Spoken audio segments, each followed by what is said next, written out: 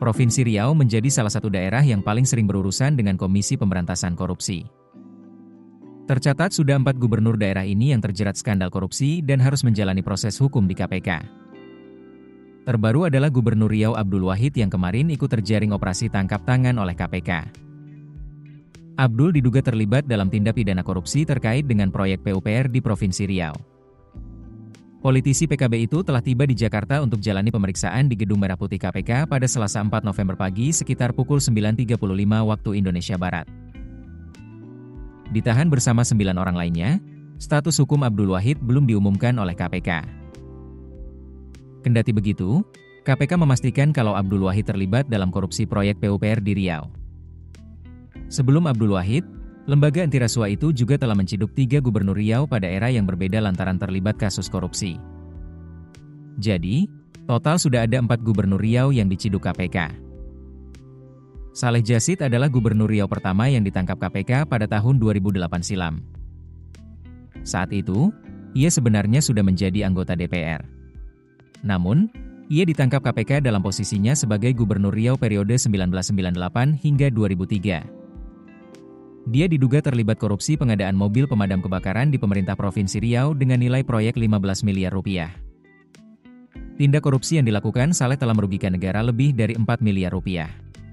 Pada tahun 2008, Pengadilan Tipikor memvonisnya 4 tahun penjara atas kasus tersebut. Kemudian Gubernur Rusli Zainal yang terjerat kasus korupsi Pekan Olahraga Nasional ke-18 Riau. Dia juga terlibat penyalahgunaan wewenang terkait penerbitan Bagan Kerja Usaha Pemanfaatan Hasil Hutan Kayu. Rusli menerima suap dan melakukan penyalahgunaan wewenang dalam proses perizinan kehutanan dan proyek pembangunan.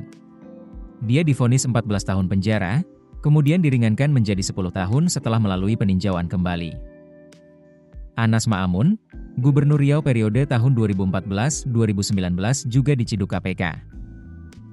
Dia juga terjerat dengan 2 kasus. Pertama kasus alih fungsi lahan hutan di Provinsi Riau. Tujuannya merevisi kawasan hutan agar perkebunan sawit milik penyuapnya keluar dari kawasan hutan. Modus menerima suap dari pengusaha untuk memuluskan revisi status kawasan hutan dalam rancangan perubahan Perda Rencana Tata Ruang Wilayah Riau. Pengadilan Tipikor Bandung kemudian menjatuhkan hukuman 7 tahun penjara kepada Anas Ma'amun. Anas kemudian mendapat grasi atau pengurangan hukuman dari Presiden Joko Widodo pada saat itu. Anas pun bebas pada 21 September 2020. Namun dia kembali ditangkap pada Maret 2022 terkait kasus suap anggota DPRD Riau dan divonis 1 tahun di PN Tipikor Pekanbaru. Keputusan bisnis terbaik datang dari data, bukan tebakan. Mudah berlangganan Business Insight dengan subscribe with Google.